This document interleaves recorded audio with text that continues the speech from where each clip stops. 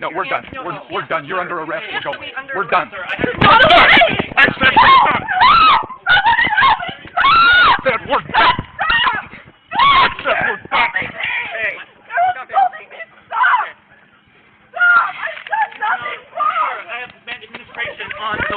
A nurse said one word to police, and they handcuffed her in a hospital, not for refusing orders, not for resisting arrest, but for protecting her patient's constitutional rights.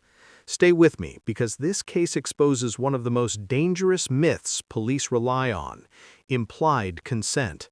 On July 26, 2017, a violent two-vehicle crash occurred in Utah.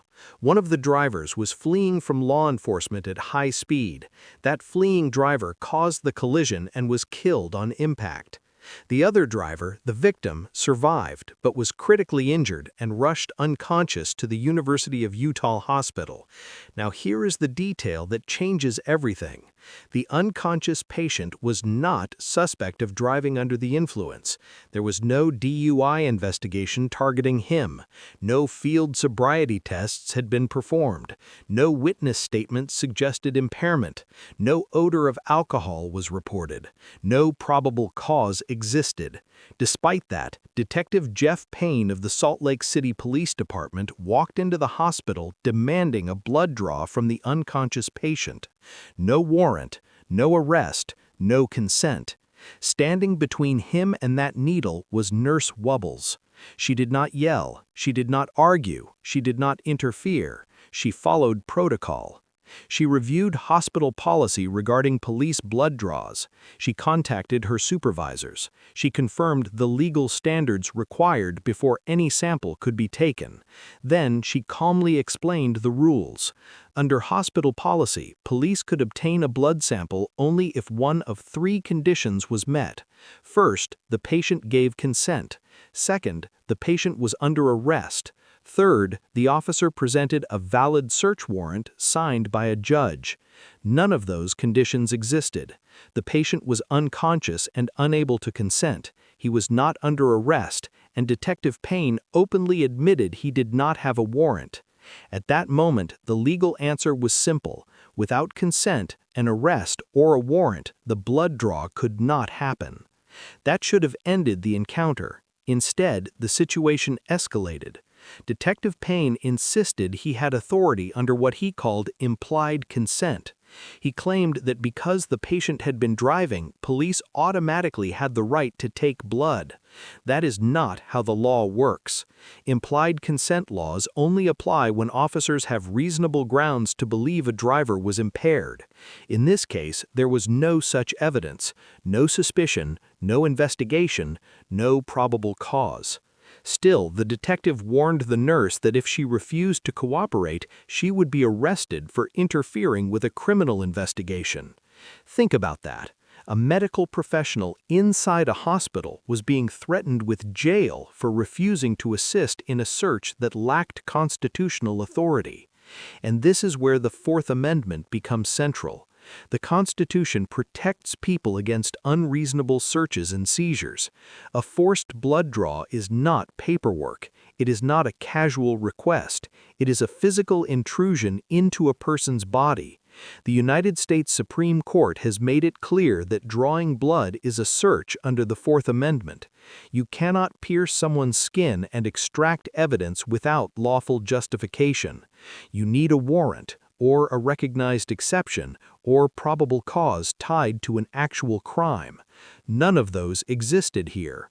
Nurse Wubbles was not obstructing justice. She was preventing a constitutional violation.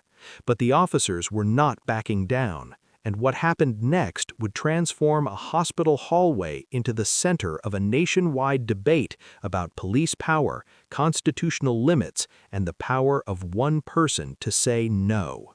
Detective Payne did not step back. Instead, he escalated.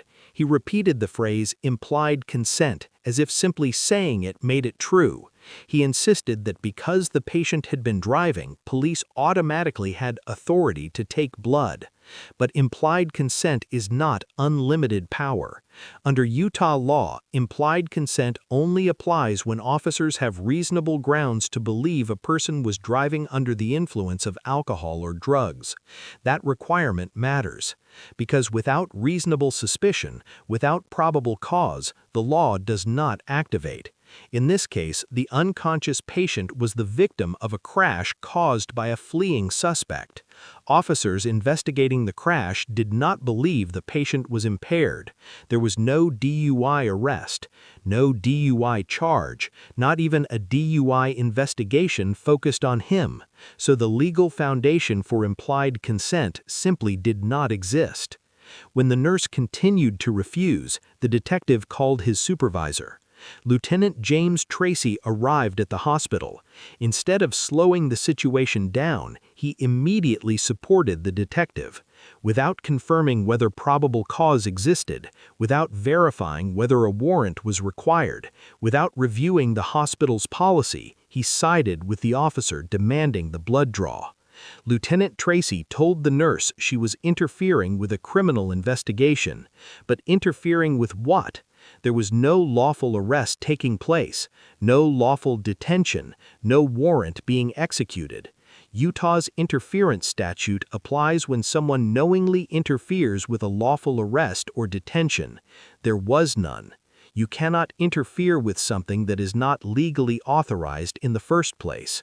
At this point, the nurse remained calm. She repeated the policy. She explained that without consent, arrest, or warrant, she could not legally allow the blood draw. She even offered to let them speak with hospital administration again. But the decision had already been made. Lieutenant Tracy ordered Detective Payne to arrest her. In a hospital hallway, in front of coworkers, for doing her job. The detective grabbed her arms. He twisted them behind her back. He placed her in handcuffs. She cried out in shock and disbelief as she was marched out of the hospital and placed into a patrol vehicle. All of this happened not because she assaulted an officer, not because she destroyed evidence, not because she obstructed an arrest. It happened because she said one sentence: "You need a warrant." She was placed in the back of a police car and detained for approximately 20 minutes. Eventually, she was released. No charges were filed, because there was no crime. But the damage had already been done. The body camera footage was released to the public, and when people saw what happened, the reaction was immediate. Across the country, viewers watched as a calm medical professional was threatened, handcuffed, and dragged from her workplace for refusing to violate a patient's constitutional rights. Legal analysts quickly pointed to the Fourth Amendment. In the Supreme Court case Missouri v. McNeely, the court held that the natural dissipation of alcohol in the bloodstream does not automatically create an emergency allowing warrantless blood draws. Officers must evaluate the totality of circumstances. They must have probable cause. They must justify bypassing a judge. Here, there was no emergency tied to DUI evidence. There was no probable cause of impairment. No warrant existed. The constitutional violation was clear. The officers were not preserving justice. They were ignoring it. And the public backlash was swift. The question was no longer whether the nurse had done something wrong. The question became how officers believed they had the authority to do this at all. Once the body camera footage became public, the narrative changed instantly. This was no longer a disagreement inside a hospital. It became a national conversation about police power and constitutional limits. The Salt Lake City Police Department launched an internal investigation. The findings were serious. Detective Jeff Payne was terminated from his position. The department concluded that his conduct was inappropriate, unreasonable, and unconstitutional. Officials stated that he brought significant disrepute upon himself and the department. Lieutenant James Tracy, the supervising officer who ordered the arrest, was demoted 2 ranks. Leadership determined that he acted impulsively and failed to properly assess the legal situation before ordering the arrest of a medical professional. The message from department leadership was clear: what happened should not have happened. Meanwhile, Nurse Alex Wubbles did not immediately file a lawsuit. Instead, the city moved quickly to settle. She received $500,000, $500,000, and notably, the settlement occurred without prolonged litigation. That alone speaks volumes. Municipalities do not pay large settlements when they believe officers acted lawfully. The settlement reflected recognition that the arrest violated clearly established constitutional principles. But the impact of this case did not stop there. In 2018, the Utah State Legislature passed HB 43, clarifying the application of implied consent laws in DUI investigations. While the bill did not radically change the substance of the law, it reinforced when and how officers may obtain blood samples in impaired driving cases. The law emphasized what should have already been obvious. Implied consent does not eliminate the Fourth Amendment. Probable cause still matters, judicial oversight still matters, and constitutional limits still apply. The fired detective later filed a lawsuit against the city, claiming he was unfairly treated and made a scapegoat. He argued that he was following orders and that the department failed to properly train him. But just following orders has never been a valid defense to unconstitutional conduct. Every officer has an independent duty to know the law. Every officer has an independent duty to respect constitutional boundaries. Authority without accountability is not law enforcement. It is overreach. This case ultimately reminds us of something simple but powerful. The Constitution does not pause at hospital doors. Rights do not disappear when someone is unconscious. And saying no to an unlawful demand is not obstruction. It is compliance with the law. Nurse Wubbles did not escalate the situation. She did not insult the officers. She did not refuse out of spite. She stood calmly, professionally, and respectfully on legal ground. And for that, she was handcuffed.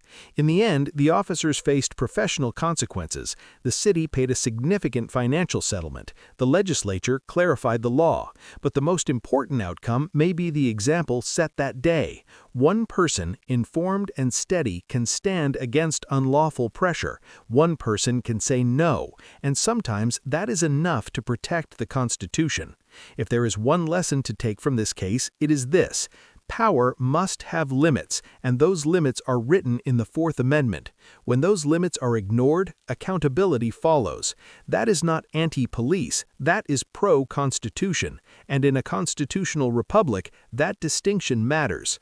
If you believe constitutional rights should never depend on who is wearing the badge, make sure you subscribe.